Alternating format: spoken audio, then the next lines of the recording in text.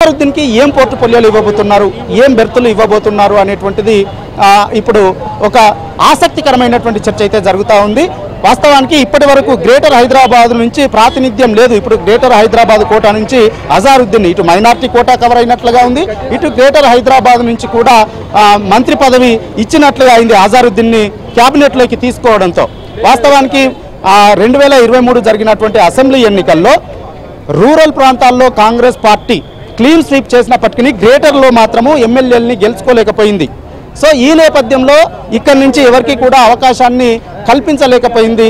ఇక కొంతమంది పార్టీలు మారి ఈ పార్టీలోకి వచ్చినప్పటికీ అది స్పీకర్ వద్ద, హైకోర్టులో, సుప్రీంకోర్టులో కేసు నడుస్తున్నటువంటి నేపథ్యంలో వారికి క్యాబినెట్లోకి తీసుకునేటువంటి అవకాశము లేకుండా పోయింది ప్రభుత్వానికి, సీఎం రేవంత్ రెడ్డికి.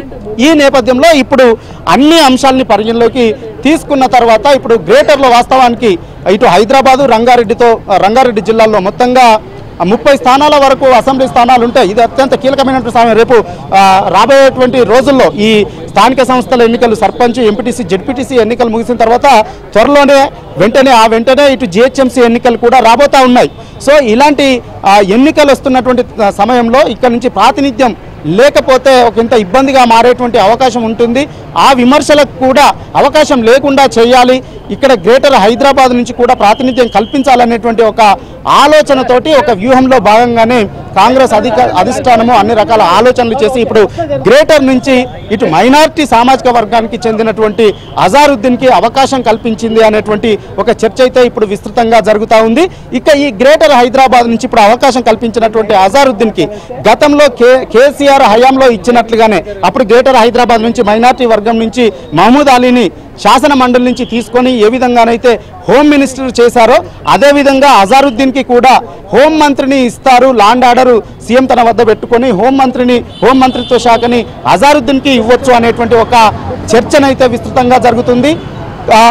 దాంతో పాటుగా అది కాకుండా క్రికెటరు, యువకుల్లో మంచి క్రేజ్ ఉంది. అటు క్రికెటర్లో కూడా ఆయనకు పెద్ద ఎత్తున అభిమానులు ఉంటారు కాబట్టి క్రీడలకి ప్రోత్సాహం ఇవ్వాలనేటువంటి ఒక ఆలోచనతో ఇటు క్రీడలు, యోజన సర్వీసుల శాఖ ఇచ్చేటువంటి అవకాశము ఉండొచ్చు అనేటువంటి మరొక చర్చ కూడా జరుగుతూ ఉంది. ప్రస్తుతము ఈ శాఖ వాకిటి శ్రీహరి వద్ద ఉంది.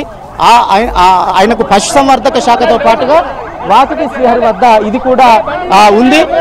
యోజన సర్వీసులు, స్పోర్ట్స్, యోజన సర్వీసులకు సంబంధించినటువంటి శాఖ కూడా ఉంది. ప్రస్తుతం మనం ఏబిఎన్ ఆంధ్రజ్యోతి స్క్రీన్ పైన చూస్తా ఉన్నాము.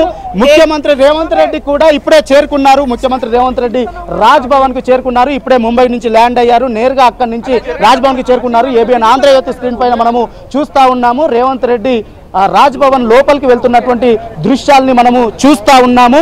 సో లోపలికి చేరుకున్నారు రేవంత్ రెడ్డి.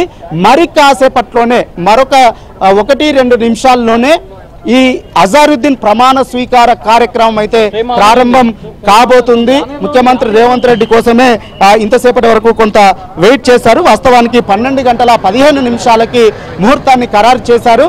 కొంత ముంబై నుంచి రాక కొంత 5-10 నిమిషాలు ఆలస్యమైనటువంటి నేపథ్యంలో ఇప్పుడు ఈ ప్రమాణ స్వీకార కార్యక్రమం కూడా ముఖ్యమంత్రి రాక కోసం వెయిట్ చేశారు. సో ముఖ్యమంత్రి రేవంత్ రెడ్డి రాజ్భవన్కు చేరుకున్నటువంటి నేపథ్యంలో ఇక 1-2 నిమిషాల్లోనే ఈ ప్రమాణ స్వీకార కార్యక్రమం కూడా ప్రారంభం కాబోతుంది.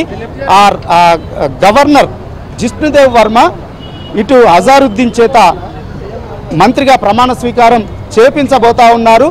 సో అందరూ కూడా ఇప్పటికే మంత్రులంతా కూడా ఇప్పటికే చేరుకున్నారు. డిప్యూటీ సీఎం బట్టి విక్రమార్క చేరుకున్నారు, దామోదర రాజనరసింహ చేరుకున్నారు, కోమటిరెడ్డి వెంకటరెడ్డి చేరుకున్నారు. సో మంత్రులంతా కూడా చేరుకున్నారు, అజారుద్దీన్ కుటుంబ సభ్యులు చేరుకున్నారు, అజారుద్దీన్ బంధుమిత్రులంతా కూడా చేరుకున్నారు, ఇటు ఎమ్మెల్యేలు చేరుకున్నారు, ఎమ్మెల్సీలు చేరుకున్నారు, టీజేఎఫ్ అధ్యక్షులు కోదండరాం చేరుకున్నారు. సో కొద్దిసేపట్లోనే 1-2 నిమిషాల్లోనే ఈ ప్రమాణ స్వీకార కార్యక్రమం కూడా ప్రారంభం కాబోతుంది. సో మొత్తానికి ఇప్పుడు ఇక ఈ ప్రమాణ స్వీకారం ముగిసిన తర్వాత ఇక ఆయనకు ఏం పోర్ట్ఫోలియోలో ఇస్తారు అన్నటువంటిది మాత్రం ఇప్పుడు ఆసక్తిగా మారింది. దానిపైన విస్తృతమైనటువంటి చర్చ కూడా ఇప్పుడు పొలిటికల్ సర్కిల్స్ లో జరుగుతుంది, ఇటు ప్రభుత్వ వర్గాల్లో జరుగుతుంది, ఇటు మంత్రుల్లో కూడా జరుగుతుంది. తమ వద్ద ఉన్నటువంటి ఏ పోర్ట్ఫోలియోలు తీసి ఆయనకి ఇస్తారు, లేదంటే ముఖ్యమంత్రి వద్ద ఉన్నటువంటి హోంమంత్రిత్వ శాఖ లాంటి ఇతర పోర్ట్ఫోలియోల్ని ఇస్తారా, లేదనంటే ఇతర మంత్రుల దగ్గర ఉన్నటువంటి పోర్ట్ఫోలియోల్ని ఇస్తారా అనేటువంటి ఒక విస్తృతమైనటువంటి చర్చ అయితే జరుగుతూ ఉంది. గతంలో కేసీఆర్ తన వద్ద ఉన్నటువంటి శాఖను గతంలో హైదరాబాద్లో మైనార్టీ వర్గానికి చెందినటువంటి మహమూద్ అలీకి ఇచ్చినటువంటి హోంమంత్రిత్వ శాఖను ఇస్తారా, లేదు అనంటే మైనార్టీ శాఖను ఇస్తారా, లేదనంటే స్పోర్ట్స్ యువజన సర్వీసుల శాఖను ఇస్తారా అనేటువంటి ఒక ఆసక్తికరమైనటువంటి చర్చ అయితే జరుగుతూ ఉంది. ఇటు ఒక స్పోర్ట్స్ యువజన సర్వీసులు ఇటు వాకిటి శ్రీహరి వద్ద ఉంది, ఇటు మైనార్టీ సంక్షేమానికి సంబంధించినటువంటి శాఖనేమో ఇటు అడ్లూరి లక్ష్మణ్ వద్ద ఉంది. ఆ రెండు శాఖల్ని తీసి ఇటు మైనార్టీ సంక్షేమానికి సంబంధించి ఇటు యువజన సర్వీసులు స్పోర్ట్స్కి సంబంధించినటువంటి శాఖల్ని ఇచ్చేటువంటి అవకాశం కూడా ఉంది అనేటువంటి ఒక చర్చ అయితే జరుగుతూ ఉంది. సో ముఖ్యమంత్రి రేవంత్ రెడ్డి ఈ రోజే ముంబై నుంచి ఇప్పుడే చేరుకున్నటువంటి నేపథ్యంలో దానిపైన ఈ కార్యక్రమం ముగిసిన తర్వాత ఒక కీలకమైనటువంటి నిర్ణయాన్ని తీసుకునేటువంటి అవకాశం ఉంది. ఆయనకు ఏ పోర్ట్ఫోలియోలు కేటాయించబోతున్నారు అనేటువంటిది ఈ రోజు సాయంత్రానికి ఒక స్పష్టత వచ్చేటువంటి అవకాశం ఉంది. కానీ ఈ ఒక ఆసక్తికరమైనటువంటి చర్చ అయితే భిన్నమైనటువంటి వాదనలు అయితే ఇప్పటికే వినిపిస్తా